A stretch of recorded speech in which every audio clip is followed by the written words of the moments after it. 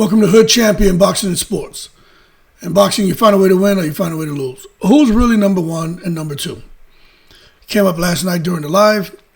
We were having a discussion, and opinions were split. But what kind of started this all was this right here. This right here is the YouTube short I did based on the zone in the ring and the pound for pound rankings. You can see here they have Katie Taylor ranked number 1, Claressa Shields ranked number 2. Now, some people feel Claressa Shields should be ranked number 1. Other people agree with the rack and stack. For me, I think we start kind of splitting hairs. But I also think that a lesson is being taught here as far as whole person concept, image, how you treat people, how you treat yourself, as far as a bit of expectation management for these fighters. But that being said, I mean, when you take a look at it, Claressa Shields, 17 wins, 3 knockouts, never lost a fight. She's been doing the business since 2016. Now, when you come and you take a look at Katie Taylor now, 25 wins, 6 KOs. She's been fighting since 2016. Now, let me look at something here. Since 2016, Claressa been fighting since 2016. But Katie Taylor has, damn near 10 more fights than her. But anyway, Katie Taylor did have one loss, and she lost, I think it was Chantel Cameron. Let's pull it over here and see. Yeah, Chantel Cameron. She lost in 2023, rematched her, and she beat her, majority decision. Now, it was pretty clear to me how she won that fight. But that being said, when you sit here and you take a look at Katie Taylor, you take a look at Claressa, I mean, I'll put it to you this way. Everyone has an opinion. I'm not going to say anyone's right. I'm going to say anyone's wrong. It just makes for a really healthy discussion. Now, that being said, the best female boxer debate. When fans discuss the greatest female boxer of all time, a lot of people talk about Layla Ali. Some talk about Christy Martin. Some talk about Ann Wolfe. But we're talking about this era right now and 2 fighters whose names should be in those conversations. Some people even say these 2 fighters may be, as far as what they've done in the ring, better than those aforementioned names. Now, this is the thing. Most conversations center on 2 transcendent figures. Now, Katie Taylor and Claressa Shields, both fighters have reshaped the sport, achieved astonishing success, right? This is true, and brought global attention to women's boxing. But the path they took, the competition they faced, and the legacy they're building differ in meaningful ways. This is something we were trying to get into last night, but nobody was really qualified to have this discussion. You know what I'm saying? So I came today and did some research. Now, as far as the amateur foundations, the roots of legacy, left my damn water in there. One of the earliest debates revolves around their amateur careers. Taylor's amateur achievements are storied. See, this is what people don't know. She won 5 consecutive gold medals at the Women's World Championships, 6 European Championship golds, and 5 European Union titles. And she became Olympic gold medalist at London in 2012, while also playing a crucial role in pushing for women's boxing to be recognized in the Olympics. Now, let me read that to y'all again. We're talking about Katie Taylor. Most people don't know this shit. That's why I decided to put this video together. Because Katie Taylor doesn't say anything. She doesn't say nothing. She just fights. Now, again, Taylor's amateur achievements are storied. She won 5 consecutive gold medals at the Women's World Championships, 6 European Championship golds, and 5 European Union titles, and she became Olympic gold medalist at London 2012, while also playing a crucial role in pushing for women's boxing to be recognized in the Olympics. Her body of amateur work spans numerous tournaments and global victories, and she emerged as not just a champion, but a pioneer who helped grow the sport internationally. Shields, on the other hand, a very talented fighter, achieved something equally remarkable. She captured 2 Olympic gold medals in boxing in 2012 and 16, and became the first American to win back-to-back Olympic golds in boxing. And the sport debuted for women. Now, this set her apart on an international stage and immediately marked her as a generational talent. And see, this is the problem here with Claressa Shields. She is a generational talent. And it's sad to know this and to see the direction her professional and personal life has gone in social media and everything else. But when you sit here and you take the emotion out of it and you understand what Claressa did as an amateur, what she's doing as a pro, almost makes you pull your hair out. Like what's the disconnect with this chick? You know what I'm saying? But at the end of the day, with Claressa and Katie Taylor, both careers reflect dominance at the amateur level, but Taylor's include broader international championship streaks, while Shields highlighted historic Olympic milestones. Both helped elevate women's boxing. Taylor at the grassroots and policy level, Shields as a dominant symbol of elite accomplishment. So they both have helped elevate women's boxing. Now, the pro career, championships and weight divisions. Once both turned pro, their accomplishments diverged in fascinating ways. Katie Taylor and her professional rise. She turned pro in 2016, Claressa turned pro in 2016, and rapidly rose to the top. By 2019, she became the undisputed lightweight world champion, holding the WBA, IBF, WBC, and WBO belts simultaneously, a rare feat for any boxer, male or female. So she did that shit in 3 years. She didn't just hold belts, she defended them against tough competition like Delphine Persoon and launched a historic rivalry with Amanda Serrano. The trilogy, we all know about that. Completing that trilogy that became one of the most important series of women's boxing. And they made a bunch of money. Her trilogy bout at Madison Square Garden even helped set a Guinness World Record for most world titles contested on a single all-women's card. These are facts. Taylor later even became undisputed at super lightweight, regaining all 4 belts against Chantel Cameron, making her a 2-weight undisputed world champion. Her professional record as of her professional record as now, I just showed y'all, man. Let me just look here. She is,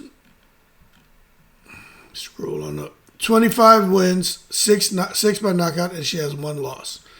So that's Katie Taylor, okay? But I'm just going to tell you, when you take a look at Katie Taylor and what she's accomplished, with her record and everything, it just illustrates her longevity and her consistency at the elite level in the sport. Now with Claressa Shields' pro journey tells a slightly different but equally historic story. Undefeated as a pro, she has accomplished feats no other boxer, male or female, has done. She has become undisputed world champion in 3 different weight classes, spanning from super welterweight to middleweight and even to heavyweight, being undisputed across 3 divisions in the 4-belt era: WBA, WBC, IBF, WBO. You know, we all know that shit is unprecedented. It's a big deal. As of right now, she's undefeated. She fights this weekend against Franchon Cruz-Azern. And she's the first undisputed heavyweight champion in women's boxing history. Now, her dominance extends over multiple divisions and reflects remarkable adaptability by moving up in weight and still a certain control. In addition, she signed, the $8 million deal with Papoose Pap that she's always talking about, and win records, and reportedly the richest contract in women's boxing history, which underscores her drawing power and influence in the sport. But again, I mean, it's an $8 million deal. Cool. But, Amanda Serrano and Katie Taylor, and I think their second and third fight, they made more money in the one fight. You know what I mean? That Claressa made for her whole deal.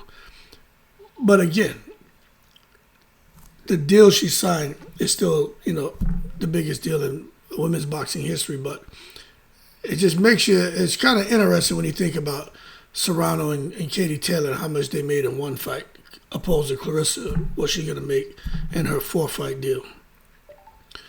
Anyway, she's got drawing power. She's got influence in the sport. Now, quality of competition and unified status. This is where people start, having arguments. Me, I ain't an arguer. I don't argue. I'll either say what I'm going to say. I won't say nothing to you. I'll just let you sit there and talk to you blue in the face, say what you want. I don't care. Life is good over here. You got something to argue with, no cockroaches. But the quality of competition and unified status. People often argue that Taylor's resume includes a higher quality of opposition.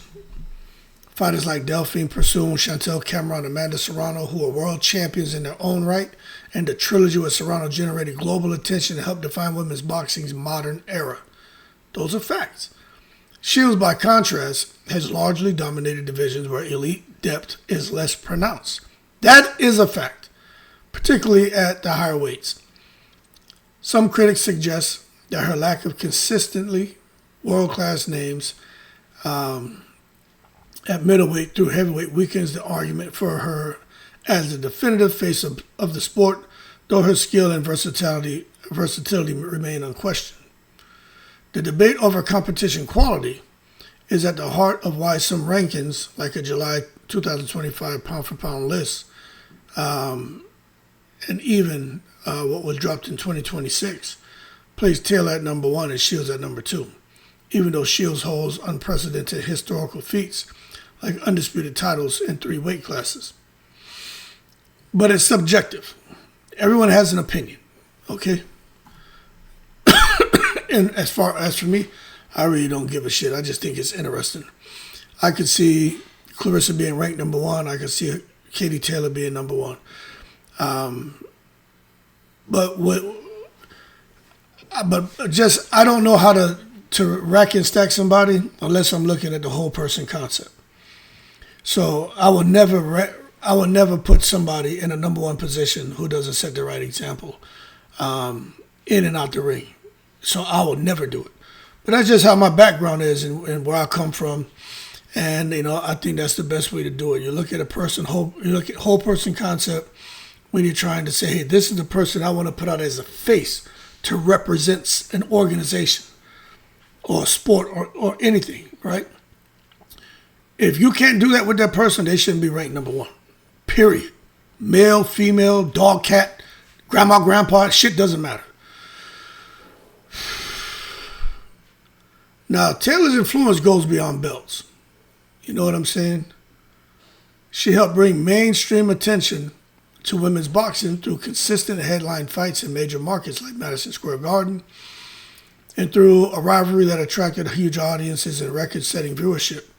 Now, her popularity in Ireland, where she's considered one of the greatest athletes of her generation, and her role in historic events such as the all-women car breaking the Guinness World Record, have also made her a cultural icon for the sport.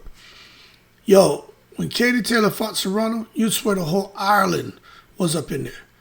The amount of people who came from Ireland to watch that fight live is crazy. Now, Claressa Shields, meanwhile, has arguably raised the profile of women's boxing in the U.S. and has path-blazed a model for multi-division success that transcends weight categories. Her Olympic legacy alone, the first American woman to win 2 boxing Olympic gold medals, has already carved her place in history.